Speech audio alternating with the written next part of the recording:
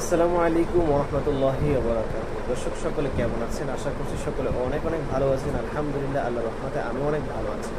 দর্শক, আপনারা থাম্বনেল দেখেই বুঝতে পেরেছেন যে আজকে ভিডিওর মাধ্যমে আমি কোন বিষয়ে আলোচনা করব। দর্শক, এই ভিডিওতে আমি জুমার নামাজের বিষয়ে আলোচনা করার চেষ্টা করবো ইনশাআল্লাহ। দর্শক, আর দেরি না করে আমার মূল বিষয়ে আমি চলে যাচ্ছি। জুমার নামাজ, জুমার 2 রাকাত ফরজ নামাজ, স্বতন্ত্র ফরজ। এটা জোহরের বদল বা স্থলবর্তী নয়। তবে যদি কারো জুমার নামাজ ফাওয়াত হয়ে যায় কিংবা ছুটে যায়, তাহলে তার উপর জোহরের 4 রাকাত পড়া ফরজ হয়ে যাবে। এখন আমরা জানবো জুমার নামাজ ফরজ হওয়ার শর্ত কি কি। শর্তগুলো আমরা এখন জানবো ইনশাআল্লাহ। 1 নম্বর হচ্ছে পুরুষ হতে হবে। জুমার নামাজ পড়তে হলে অবশ্যই পুরুষ হতে হবে। এই জন্য মহিলাদের জুমার নামাজ পড়া ফরজ নয়, পুরুষের জন্য জুমার নামাজ পড়া ফরজ। 2 নম্বরে স্বাধীন হতে হবে। স্বাধীন হতে হবে, যেমন ধরেন গোলাম হলে কিংবা আপনার দাস দাসী হলে, গোলাম হলে, তাহলে তার উপর জুমার নামাজ পড়তে স্বাধীন হতে হবে। 3 নম্বরে শহরে মুকিম হতে হবে। মুসাফিরের জন্য জুমার নামাজ ফরজ নয়, মুকিম হতে হবে।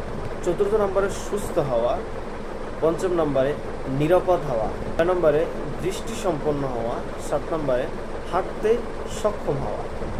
সুতরাং স্ত্রী লোকের উপর, গোলামের উপর, অসুস্থ ব্যক্তির উপর, অন্ধ লোকের উপর, নিরাপত্তাহীন লোকের উপর, হাঁটতে পারে না, হাঁটতে অক্ষম, তাদের উপর জুমার নামাজ ফরজ নয়। তো যাদের উপর জুমাজ পড়া সহি নয়, তারা যদি জামাতের শরীক হয় তাহলে তাদের নামাজ হয়ে যাবে এবং জোহর রহিত হয়ে যাবে, বরং তাদের জন্য জুমার নামাজের শরীক হওয়াই উত্তম। তবে স্ত্রী লোকের জন্য, মহিলাদের জন্য বাসায় জোহরের নামাজ আদায় করাই উত্তম। দর্শক, এবার আমরা জানবো জুমার জামাত অনুষ্ঠানের জন্য শর্ত কি কি। এই শর্তগুলো আমরা এখন জানবো। 1 নম্বরে আমরা জানবো শহর হতে হবে। জুমার নামাজ অনুষ্ঠানের জন্য শহর হতে হবে। 2 নম্বরে শাসক বা তার প্রতিনিধি উপস্থিত থাকতে হবে। 3 নম্বরে সাধারণের জন্য উন্মুক্ত স্থান হতে হবে। 4 নম্বরে ইমাম ছাড়া 3 জন লোক থাকতে হবে, তাহলে জুমার নামাজ সহি হবে। যদি 3 জনের কম হয় তাহলে জুমার নামাজ সহি হবে না। এটা ইমাম ছাড়া, ইমাম সহ 4 জন হতে হবে এবং জামাতের উপস্থিতিতে খুতবা দিতে হবে। জোহরের সময় হলো জুমার সময়। সুতরাং জোহরের জামাতের আগে কিংবা পরে জুমার নামাজ আদায় করা জায়েজ নয়। খুতবার সময় হলো জুমার আগে এবং জোহরের জামাতের মধ্যে, অর্থাৎ জোহরের সময়ের মধ্যে আর কি। সুতরাং জোহরের সময়ের আগে কিংবা জুমার জামাতের পরে খুতবা দেওয়া সহি নয়। এটা আমাদের খুব খেয়াল রাখতে হবে ইনশাআল্লাহ। খুতবার নিয়ম, এই যে খুতবার নিয়মটা আমরা জানি। খুতবার নিয়মটা হচ্ছে ইমাম সাহেব পাক অবস্থায়, খতিব সাহেব পাক অবস্থায় মিম্বারে বসবে এবং তার সামনে মুয়াজ্জিন সাহেব আজান দিবে। আজান দেওয়ার পরে ইমাম সাহেব দাঁড়িয়ে খুতবা পাঠ করবে।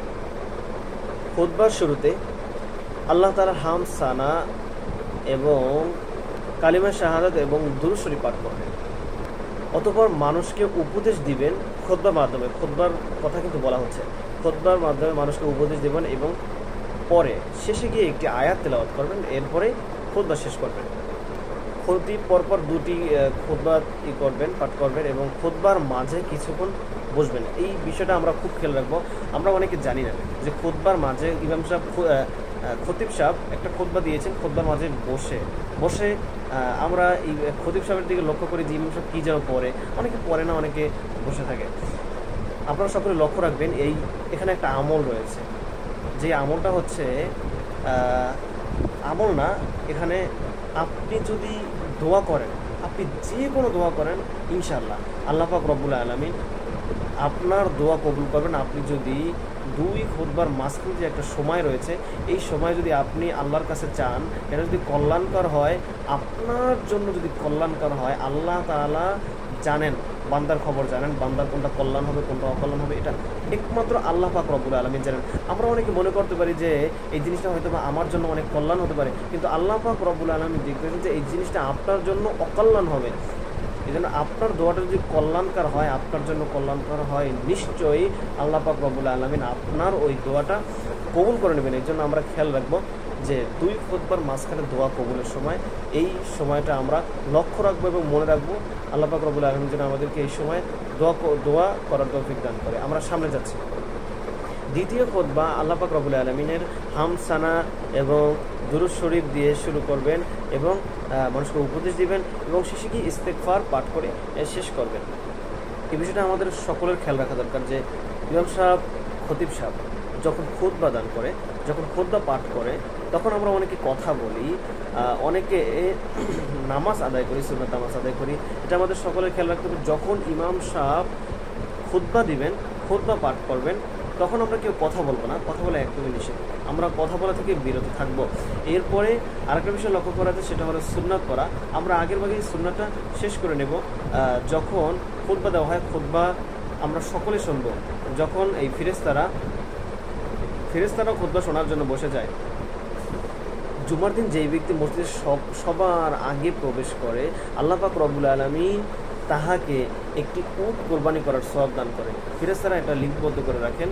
এরপরে যে আসে, আল্লাহ পাক রব্বুল আলামিন তাকে একটি গরু কোরবানি করার, গাভী কোরবানি করার সওয়াব দান করে, তার আমল নামায় লিখে দেন। তৃতীয় নম্বরে যে আসেন, একটি বকরি, ভেড়া। এরকম করতে করতে করতে করতে করতে একদম খুতবা পর্যন্ত, ইমাম সাহেব যখন খুতবা পাঠ করে, খুতবা পাঠ করার আগ মুহূর্ত পর্যন্ত এরকম দান করতেই থাকেন।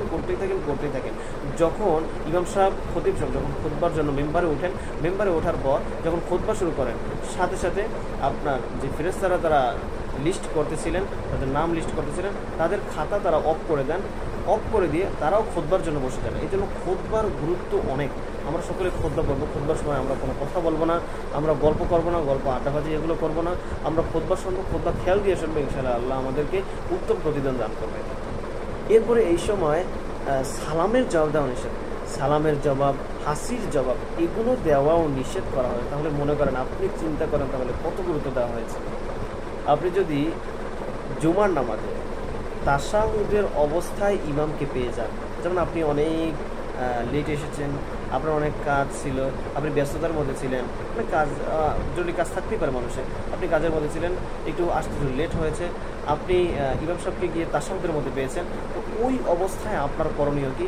আপনি যদি তাশাহুদের মধ্যে পেয়ে যান, তাহলে ইমাম সাহেব যখন সালাম ফিরানোর পর আপনি সালাম না ফিরে আপনি উঠে যাবেন, উঠে আপনি 2 রাকাত নামাজ আদায় করে নেবেন।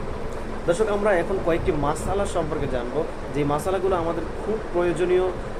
মাসালা বলার পরে, খুবই সংক্ষিপ্ত মাসালা বলার পরে আমরা আমি ভিডিও থেকে বিদায় নেব।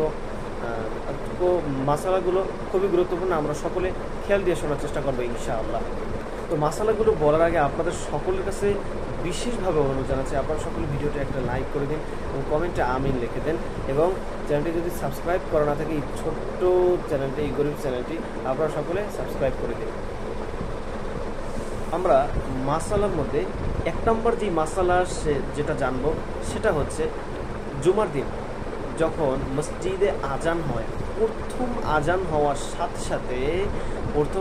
সাথে সাথে বেচা কেনা, দুনিয়াবি কাজকর্ম, যে কোনো কাজ, বেচা কেনা হতে পারে অথবা অন্য কোনো কাজ, নিজের কাজ হতে পারে, অনেক কাজ হতে পারে, সকল প্রকার কাজ বাদ দিয়ে জুমার জন্য মসজিদে রওনা হওয়া ওয়াজিব।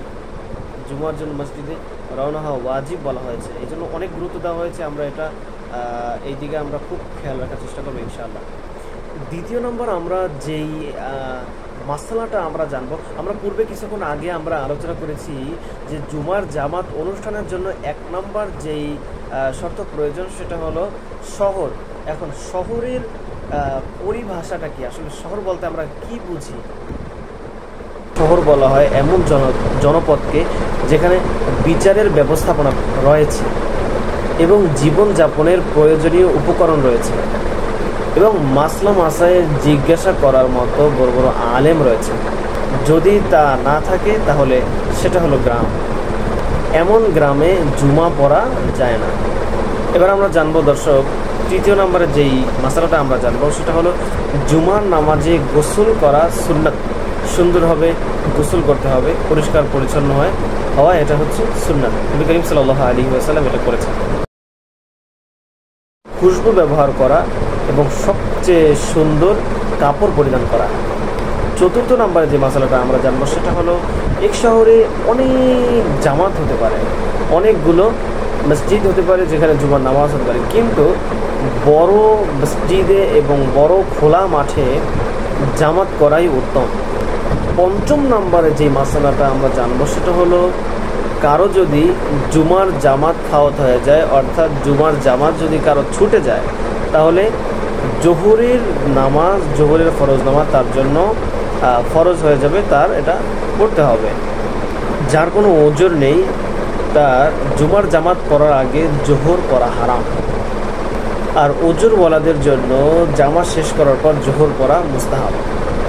ওজরওয়ালাদের জন্য জুমার দিন শহরে জামাতের সাথে জোহর পড়া মাকরু, তবে একা একা পড়ে নেবে। দর্শক, এতক্ষণ আমাদের আলোচনা ছিল, মাসালা ছিল, আমরা জুমার বিষয়ে আলোচনা করেছি। যদি এই কথার মধ্যে কথার মধ্যে যদি কোনো ভুল ত্রুটি হয়ে থাকে, আপনাদের সকলের কাছে ক্ষমা চাচ্ছি। আজকের মতো এখানেই বিদায় নিচ্ছি। আসসালামু আলাইকুম ওয়া রাহমাতুল্লাহি ওয়া বারাকাতুহু।